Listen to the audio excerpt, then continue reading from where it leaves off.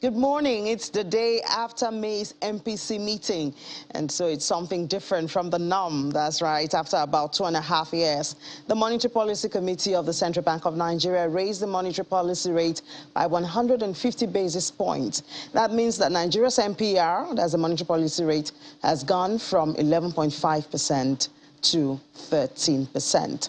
What does that mean to you? How will it affect your business and your daily living?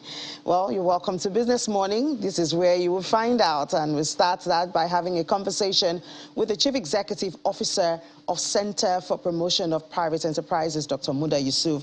He joins us virtually now to share his thoughts on some of the things we should expect following this hike in the MPR. Good morning, Dr. Yusuf. Thank you so much for joining us this morning. Good morning, Ini.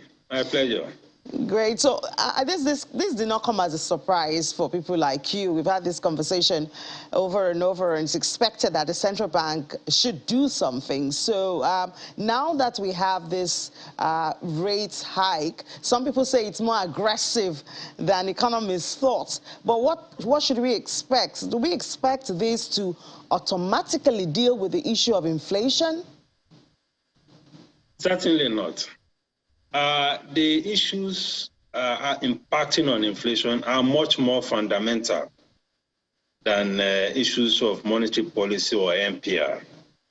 But let me say that this policy move has both costs and benefits. The benefits has to do a lot more with the impact on the fact that we have, for many financial sector investments, negative real interest rates. So this may help to reverse that trend a little. It will also have some positive impact on returns on investment in the fixed income market. It will help possibly to stimulate a lot more savings because of the increase in the returns in money market. But the flip side is that it's going to hurt a lot of investors, particularly investors that are already exposed to the banks in terms of credit over the long term. Their cost of credit will increase. And we all know what challenges many of them are facing at the moment.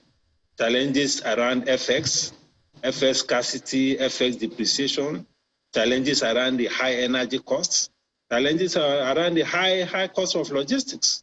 So this is going to compound the problem of these investors.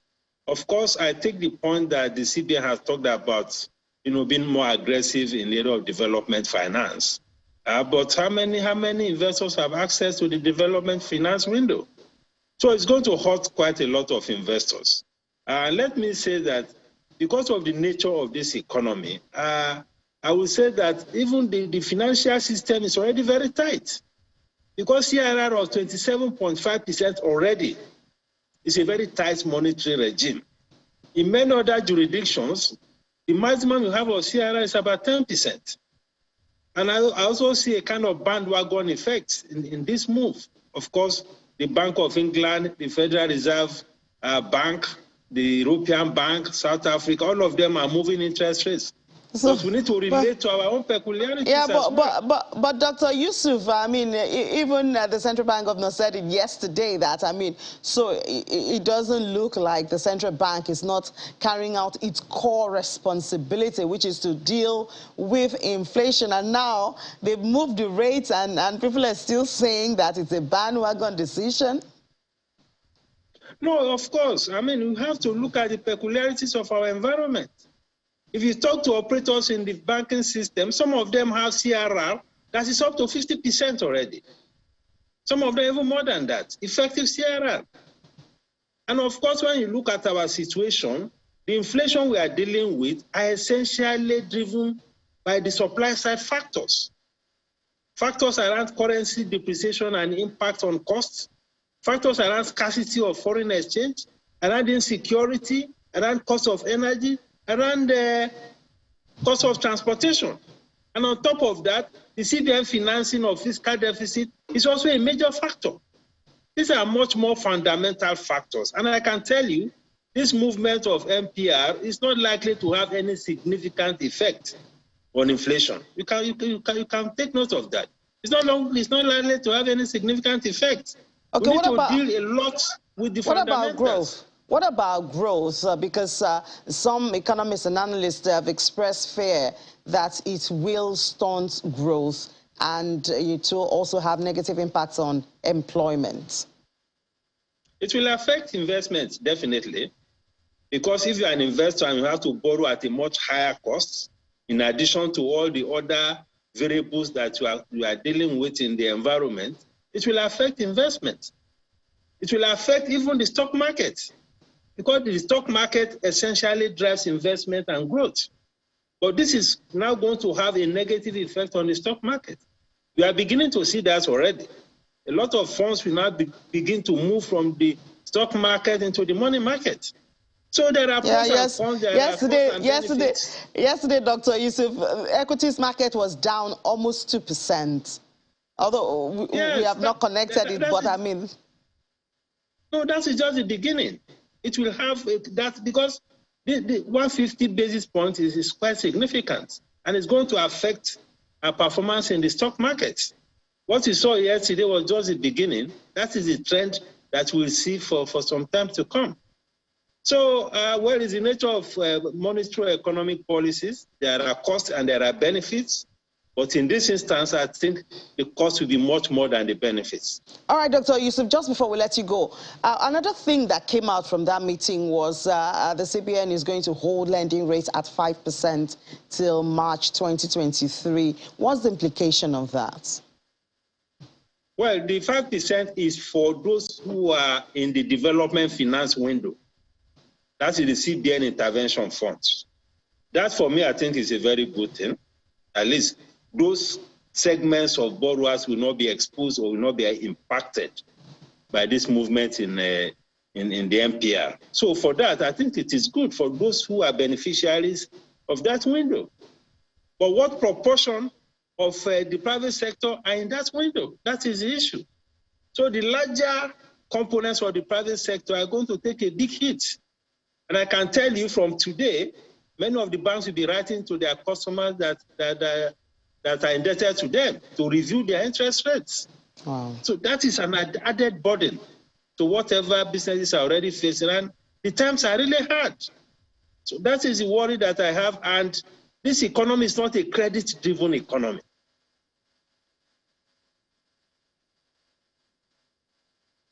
All right, I think... Very strong correlation. Okay. All right, Dr. Yusuf, just in a minute, less than a minute, is there a way to balance this attempt to quell inflation and also still allow at least the fragile growth and recovery that we see in the economy? Is there a way to balance both of them? Well, the way to balance both of them is to get the fiscal side to do a lot more to address the structural issues, insecurity issues, to create a lot more environment for us to see an improvement in productivity and output. Because we are practically reached the limit of monetary policy. That is the point.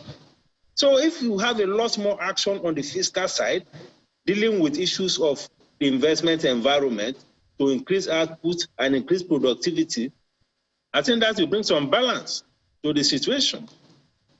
All right. Thank you so much, Dr. Muda Yusuf, the Chief Executive Officer of CPPE. Thank you so much for sharing your thoughts with us this morning. Thank you very much. My pleasure. The program continues in just a minute, and then we will move to the e-commerce space. The government has been talking about taxing the digital economy and also, of course, inculcating more digital instruments and technology in the collection of taxes. Well, we want to find out how far they've gone. We'll do that after the break. This is Business Morning on Channels Television. Yeah, welcome back to Business Morning on Channels Television. The current e-commerce spending in Nigeria is estimated at $12 billion and is projected by exports.gov to reach $75 billion in revenue per annum by 2025. This, many believe, is an indication that the economy is gradually becoming cashless. Now, that's on the one hand. On the other hand, we're looking at taxing these digital activities, because if there are more activities, then government should actually get more revenue from there. Well, we have joining us for that conversation, Professor Olawale Ajayi. He's the head of Department Strategy at the Lagos Business School. Thank you so much for joining us, Prof. Good morning. Good morning to you. Thank you for having me. Great. So in January, we know that in Nigeria, the government started requiring all non-resident businesses that provide digital services to charge an additional 7.5% in tax, value-added tax, in January. How effective have you seen or have you heard that being taken, and what impacts has it had so far, especially on those small businesses that use the social media platform? Well, by and large, the provider, I mean, Meta, Google, YouTube, etc., have registered with the non-resident persons tax office of the FIRS. That's information we have. So what one expects of that is happening is that the revenue will go to government. Of course, what the taxes then get passed on to consumers ultimately. So I think that is working. It will just be added to the invoice price, and the revenues, I believe, are getting to government without any problem, or without much problem. Without much problem. But in my head, I'm asking myself, I thought the aim was to tax the businesses. That's the Meta, you know, and all those corporates, foreign corporates. But it seems to me like those corporates, the Meta and all that, are just helping governments collect the tax from the Nigerian businesses, which at the end of the day might be another burden to those businesses. Please correct this impression, if you may. Well, you know, VAT really is a tax on services, transactions. So it's an opportunity for government to collect tax from the persons, the ultimate users. But there is also provision for companies' income tax to be collected by government. I think more classically, that would be the one where you are taxing the business. Formally, you know, in order to be accessible to companies' income tax, you needed to have a physical presence. But the concept of significant economic presence that was introduced by Executive Order 2020, and which has been carried on into the Finance Act 2021, allows companies that do significant economic business in Nigeria use a Nigerian domain name or, you know, website registered in Nigeria that derive about ₦1 million, $64,000, to be accessible to companies in contact of 6%. I think that one, you would say that's, you know, like trying to tax the profits of the business, although the 6% is turnover. I think that would be, as far as that is concerned. But if we're talking about VAT, it's almost like, you know, comparably or almost equivalent to sales tax or something like that. So I think that is the way we can distinguish it. The more important problem really was whether it would be possible to have the transparency to see what the two businesses doing, what it is attributing as tax and so on. But indeed, even the FIRS has deployed its own information technology system, and the law now requires companies to allow the FIRS to sort of plug into their own information technology system, and so to be able to have some view of what the transactions are. Indeed, what is happening is that the FIRS with all the other state taxing authorities are also bringing about technology that would enable them to see what people are doing on the net, both Nigerian, and so the tax net, I think, will get more effective because there's a lot of money in the digital economy. That's the new economy. And government must get revenue for services. The point, though, is that let's be careful that we don't stifle, particularly those who are the lower segments of the market and the SMEs. I think that's where we have to be a bit nuanced, or where the authorities have to try to be nuanced. All right, Prof. So interesting, and I'm happy that you touched the issue of technology in the tax collection and measurement and all of that. But I mean, let's look at the other side also. You mentioned the small businesses, especially, not just them now. If they are paying the 7.5% VAT, and it's obviously an additional burden to them, to their costs, reduction to their profit, what should they be getting, as compensation for paying this tax? Or is it just, it's a responsibility, so they carry it out and they shouldn't expect anything? Of course, the base tax is not, philosophically, it's not really on the basis of compensation, but tax is, you're expected to get better services, better public services. You're expected to get effective, governance. You're expected to get a better economy that, facilitates the growth of your business. You're expected to get development, not just economic growth.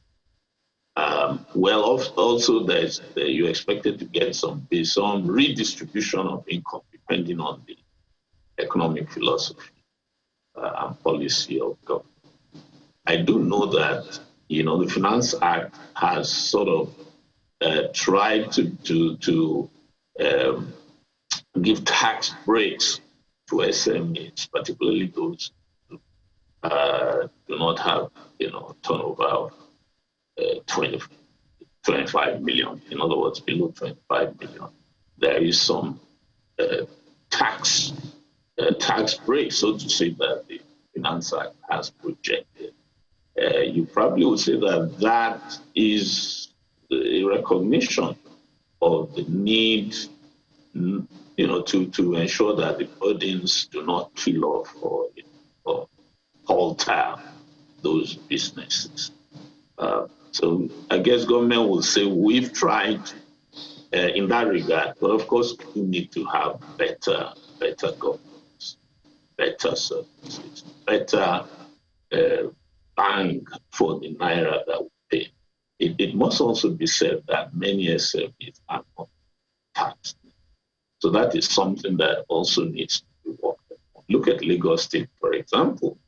I think, at least in recent times, the government has also cried out that perhaps out of the 20-something or almost 30 million persons who live in Lagos, effectively, perhaps it's only 4 million or some such funny figure that pay tax. But some people will say that, well, the state also has ways of, collecting various levies and so on to try and ameliorate that. Yeah. All right, Professor Olawale Ajayi, the head Department of Strategy at the Lagos Business School. Thank you so much for sharing your thoughts with us this morning. We do appreciate it and do hope that that tax net will keep expanding, at least, and the government will also live up to its expectation after collecting the tax. Thank you so much, Prof. Thank you for having me. grateful. We'll take a break now. After that break, we'll head to AFEX Commodities Market. Stay with us. This is Business Morning on Channels Television.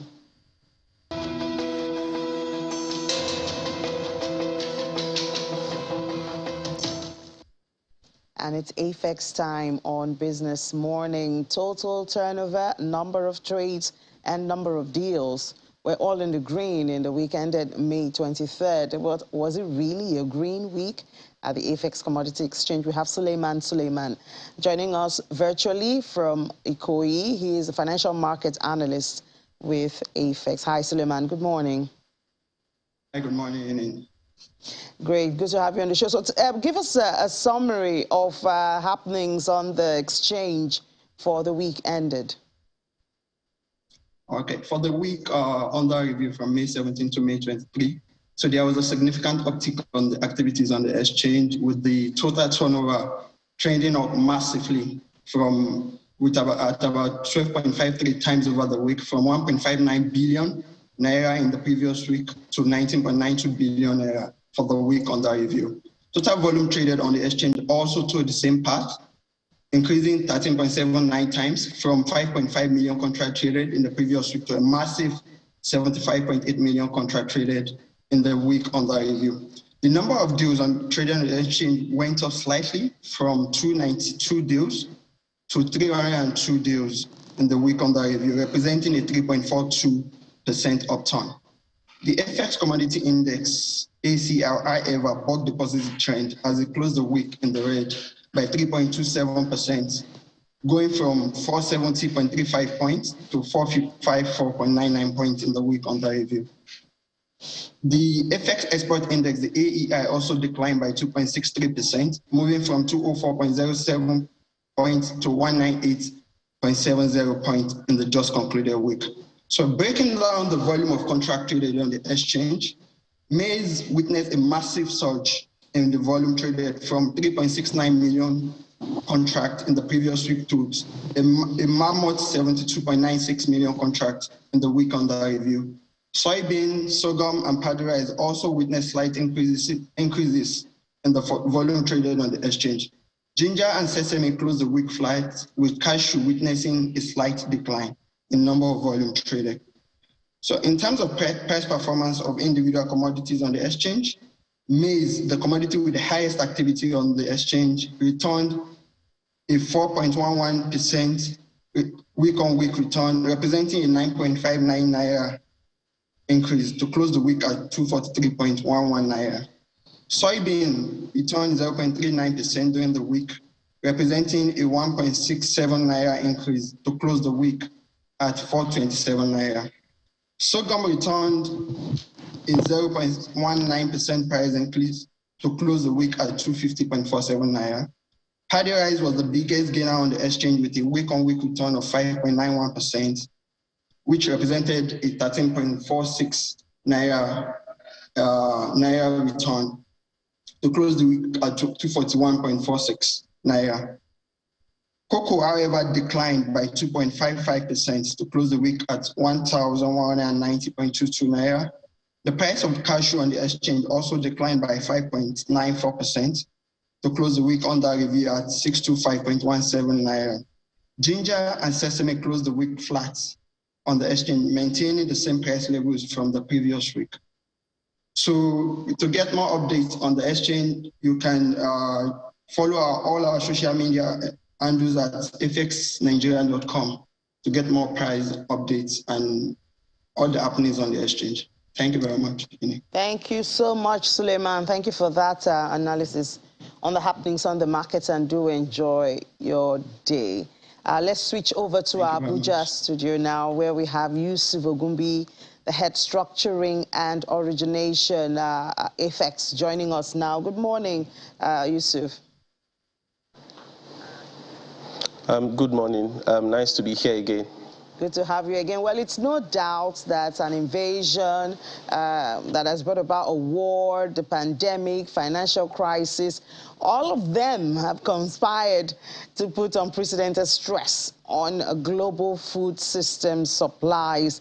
Governments are spending a lot of time. AFDB is meeting in Accra, Ghana. This is what they are talking about.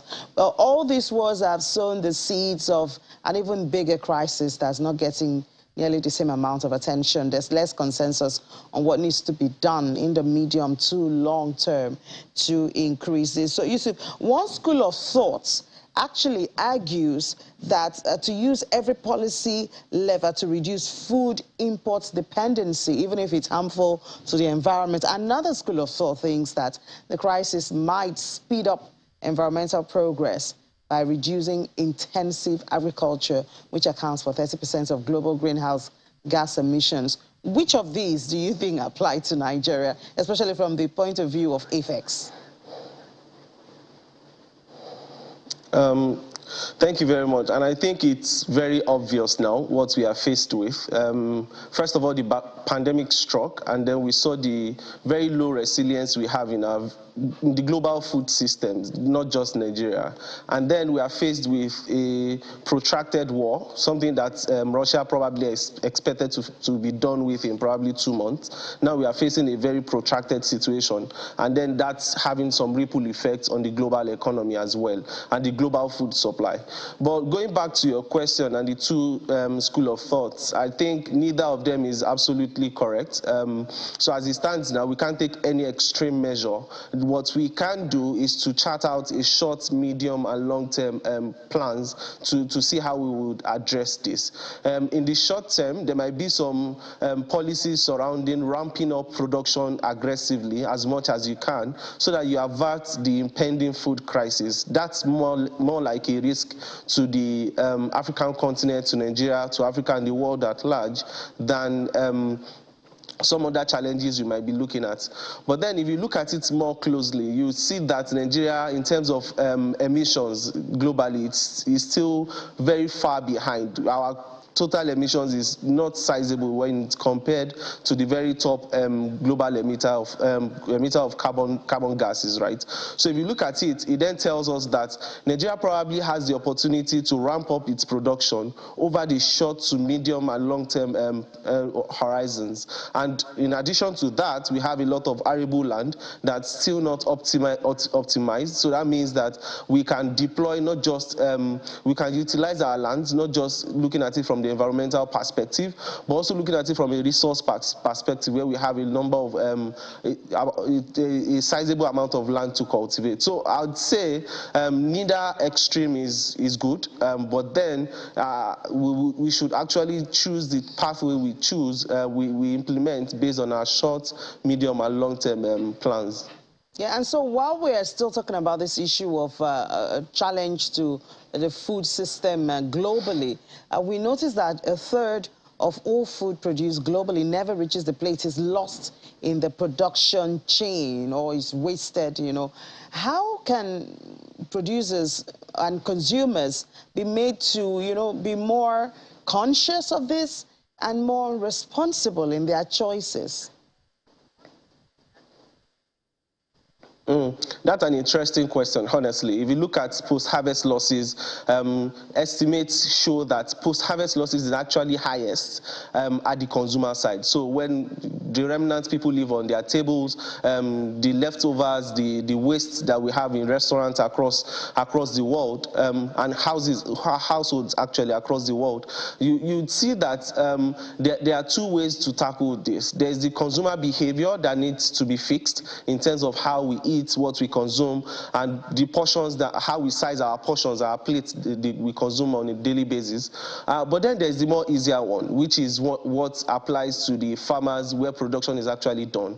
A number of strategies have been suggested. So you look at whether you provide very good storage facilities for farmers to store the produce that they produce, so that you don't have losses at that end. You provide some cold chain storage for farmers as well, or farmers farmers and then logistics providers. So the farmers have cold storage to store whether it's vegetables, tomatoes, or the likes that they produce. And then the logistics services also have appropriate logistic vehicles to carry the various produce that are trucked from one part of the country, from one part of the world to the other.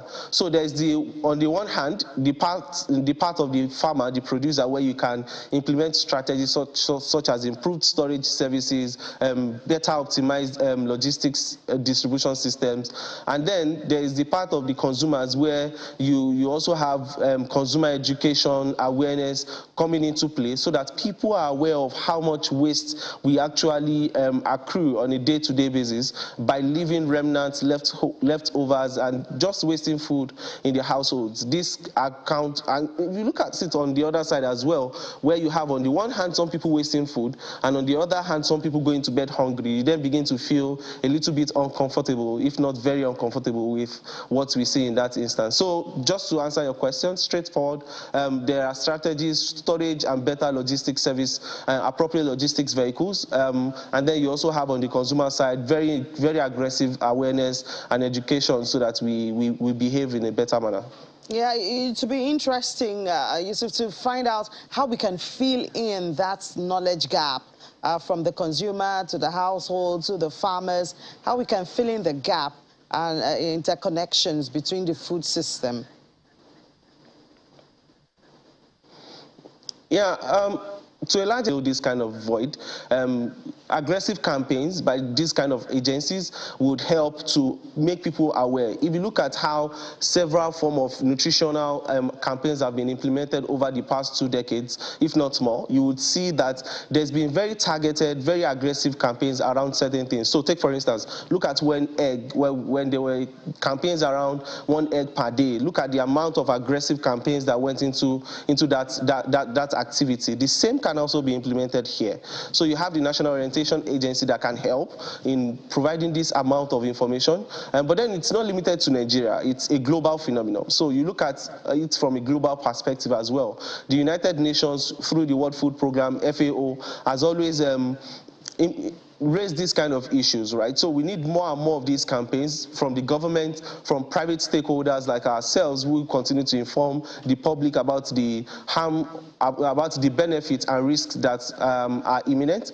And also we look at it from the NGOs who are very focused on nutrition, who are very focused on food security, to also look at these kind of awareness campaigns. I think if we have very targeted, very structured campaigns around this, we can begin to look at how to shift consumer behavior away from some of these patterns that we see being implemented globally.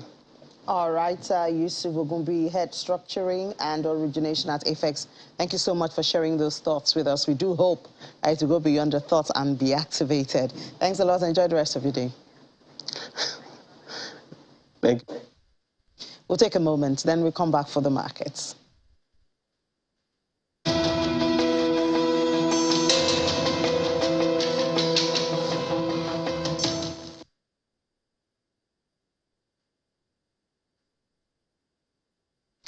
Hours after the MPC announced the hike rate, the MPR went up by 150 basis points.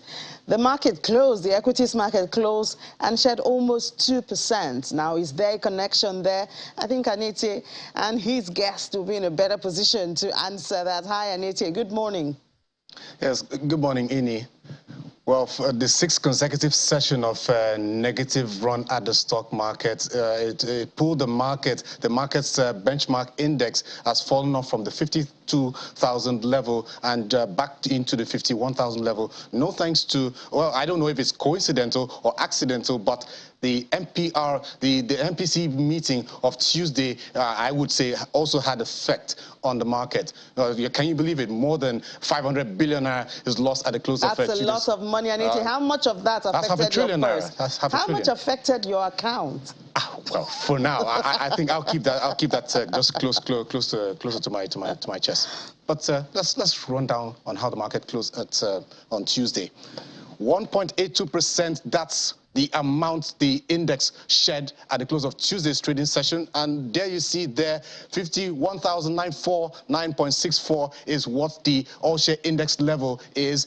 Just when we were celebrating that it had crossed to about 53, but now we're back at the 51,000 level. And then, of course, taking a look at the equities capitalization or the total value of the market, it's almost down to the 27 trillion naira level, and no thanks to losses from 39 equities, particularly the big boys, the likes of MTN Nigeria, which shed about more than 7%, and that's, of course, is a market heavyweight. When you combine the total value of Nigeria's banking and insurance, it's much more than that. It's worth about 5 trillion naira. So it lost about 180 billion naira, out of that, more than 500 billion naira that was lost. Dangote Cement was also there, GTCO was there, Guinness was there, Oando was there, as well as Ardova. Now, when you look at the sectoral performance, it's a red across board. So now let's join Rotimi Fakaejo, equities trader at NGX, to give us more insight into how that market turned out at the close of Tuesday's trading session.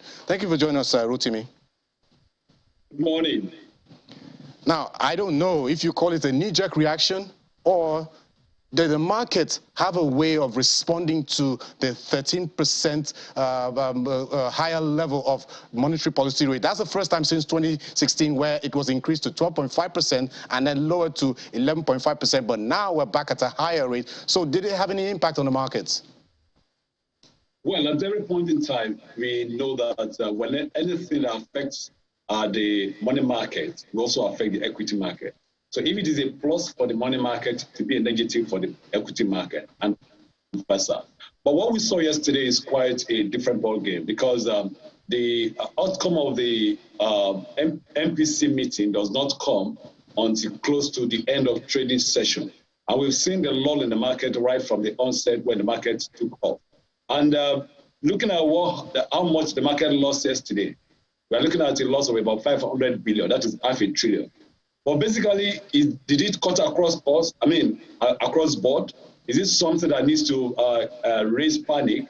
Well, basically, I would say no, because MTN, Airtel, and Dangote Cement, they are responsible for more than 53% of the total market capitalization. So what that implies is that with a 19 naira loss in the share price of MTN, which resulted in about 380 billion, coupled with 3 naira from Dangote Cement, which also added another 37 billion. So when you put those two together, more than 80% of the market loss yesterday came as a result of the downward trend in the prices of Dangote Cement and MTN. So what I'm saying in essence is too close to call to say that the outcome of the market is what we saw yesterday.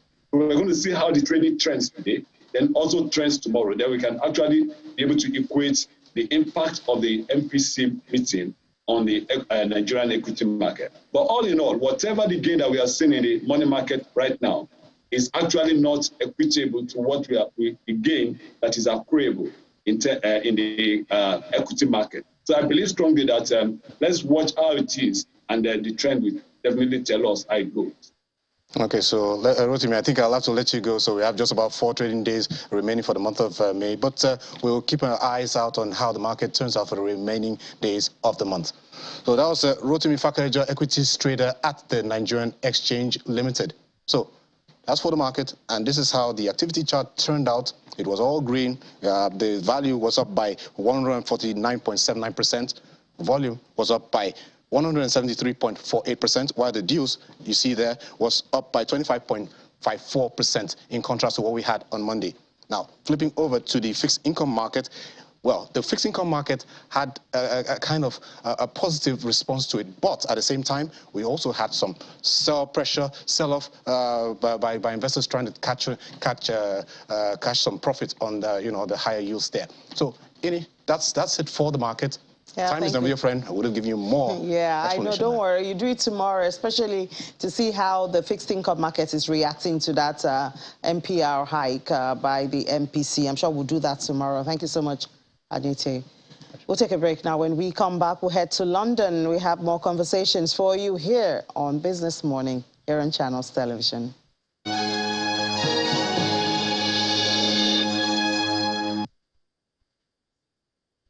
The internet at home disconnects me, but that's a thing of the past. Today, I found the great solution. With Connect, I can get internet from space. It's super fast satellite internet from Connect. It's great. I can get internet everywhere. It's super simple and super fast. It's Connect. Broadband up to 100 megabits per second. All this from 6,900 naira per month. Isn't it great? Go to connect.com.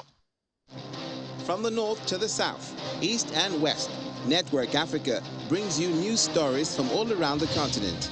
With wide-ranging coverage, insights and analysis of special issues, we dissect Africa in its beauty and peculiarities. Network Africa tells the African story from the African perspective. Network Africa, weekdays at 4 p.m.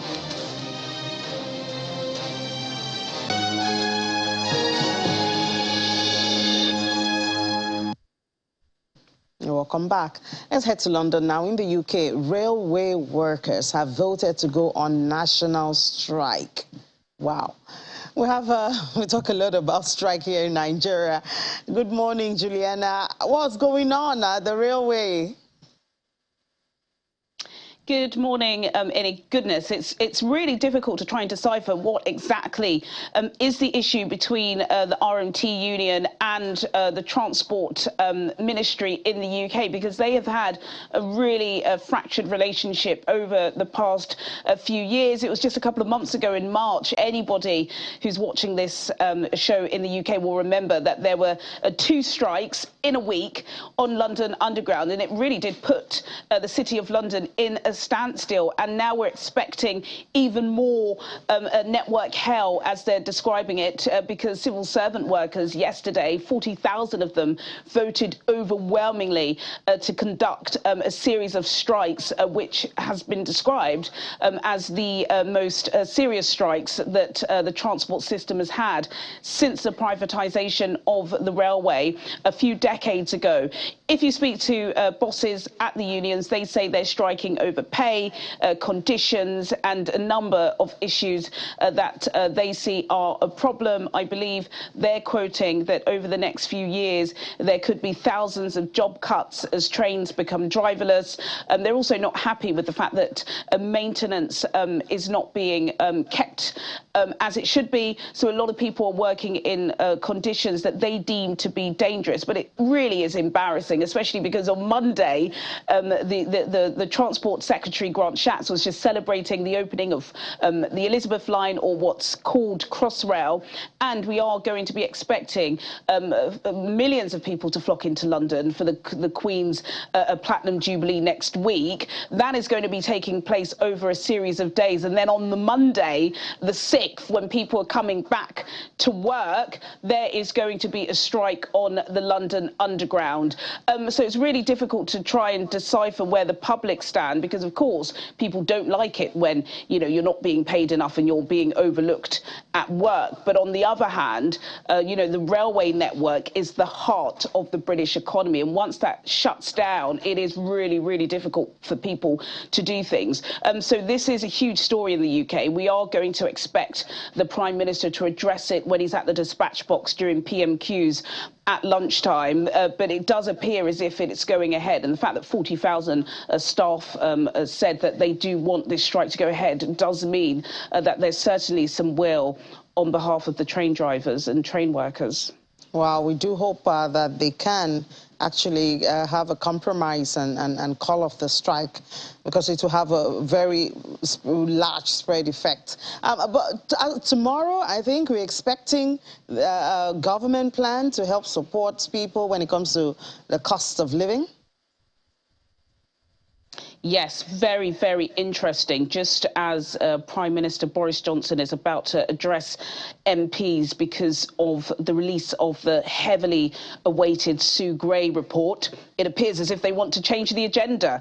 And one of the ways to do it is to try and help people who are struggling to pay their bills for months and months and months. Opposition MPs, charity workers, individuals, Twitter users have been asking the Chancellor to do more to help people. It isn't his personal money, it's the taxpayers' money, people who work in this country. They've asked him to do more. He's sat on his hands, and all of a sudden, just as the Prime Minister's tenure does appear to be coming to an end, they are going to be whipping out a measure of support. We're expecting the Chancellor to release a statement tomorrow. What is going to be in it? Is it going to do enough? We're not sure. There are some suggestions that perhaps there could be an increase on universal credit benefits. There was a £20 uplift during the pandemic, which was removed as restrictions started to be eased. Could that be coming back? Possibly.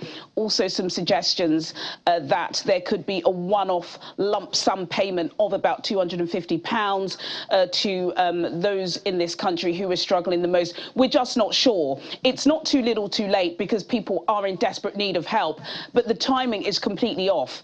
And I think the Prime Minister could have judged this completely incorrectly because he knows the Sugoi report is coming out today. And then to now say tomorrow you want to help people who are struggling just doesn't wash, but people will take it as fast as it comes because so many people are struggling to pay their bills at the moment, Tinny. Trust Juliana to connect those dots, and I guess that's politics, Juliana. I mean, we have to face it. We're dealing with politicians here. Thank you so much. We'll talk to you at 1:30. Yeah. Thanks, Tinny. Thank you. Let's move over to the crypto market now. I don't know if it gives any comfort more than the equities. I know it's not connected to the MPC Nigeria. So, I mean, Ladi, you can put your red on our CBN. No, we cannot blame the red.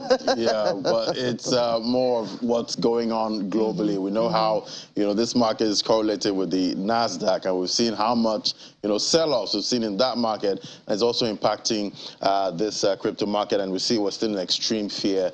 Not moved past this a couple of weeks now. It's been fear, extreme fear, back to back. Market cap now $1.27 trillion. That's up about 0.59% this morning. We're seeing that volume traded is down by 11.44%. The market is still quite quiet, at this point. Bitcoin dominance, 44.69%. That's been inching up gradually. We're seeing Bitcoin dominance, prove more impactful in the market at this point. Price of Bitcoin, $29,715. It's up by 1.22%. Volume traded, 28.38 billion traded in Bitcoin. So it is still a bear market we're seeing right now, crypto winter. Let's bring in Amari Sachet, now eCash creator. Hello, Amari. Great to have you. Hey, great to be here. Yeah, so everyone is talking about the crypto winter. We've seen Bitcoin gets high as $67,000. Last time we saw that was 2021. We're now at 29,000. And it seems the price is still struggling. We've seen a lot of altcoins plummet, at this point. A lot of profits made by some traders wiped off. Amari, how are you seeing this bear market? So this is not the first time we see that in crypto. And, it was coming for a while, right? Because when you have a lot of projects that don't have very strong fundamentals, that see their value grow up in value quite dramatically, then that at some point in the future, the market is going to have to correct. And this is what we're seeing now. So what I would advise people is really look at the fundamental of the project that they are looking into, because the projects that are going to make it through the bear market are the projects that are actually building stuff, right? And the projects that are all marketing and flashy and whatnot, even many of them maybe Ponzi schemes, they are all going to collapse for the most part, right? And this is what the bear market is for.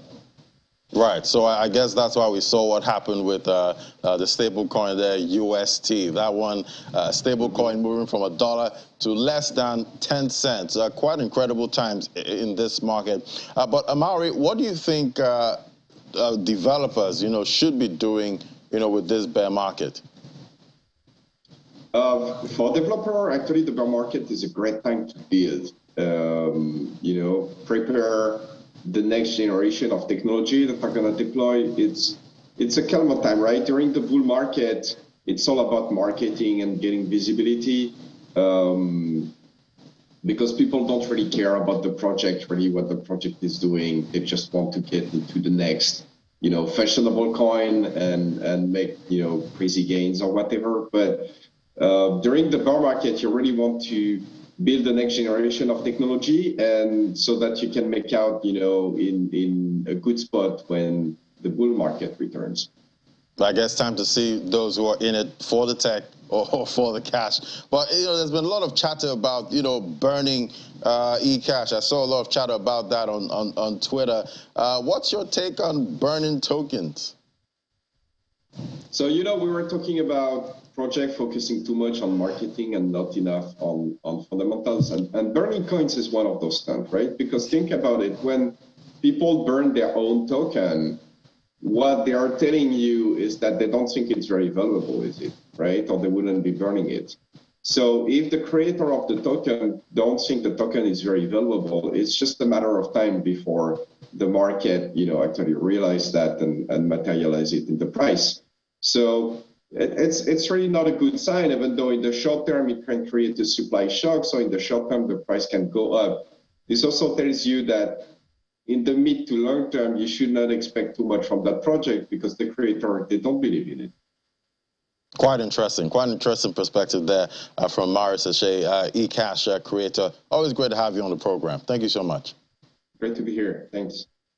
All right, so looking at the top alts by market cap, we see it's mixed on that counter. We see BNB there, marginally up by 1.40%. Look at the top gainers there. It's quite lean on that counter. Single-digit gains with Ethereum Classic up 9%, Kava up about 9.62%. We see TRX and Monero. Monero trading at $192.74. And we see 5 losers there. We see Phantom topping that counter. It's down about 7.57%. So, Ini, the crypto winter continues in this market, and let's see if the NGX joins in. Well, I think we've had enough at the NGX. We hope it goes back. Yeah, great gains made there. Yeah. We need to use the NGX as a hedge. Right. It needs to be a hedge at a time like this. And maybe fly into that fixed income market too. All right, Ladi, thank you so much for that update from the market. And that's where we draw the curtains on the program. Thank you so much for being a part of it. Do join us at 1:30 for Business Incorporated. But I'll be back here tomorrow, God willing, for Business Morning, a fresh episode. Do join me then. I'm Ini John Mekwa.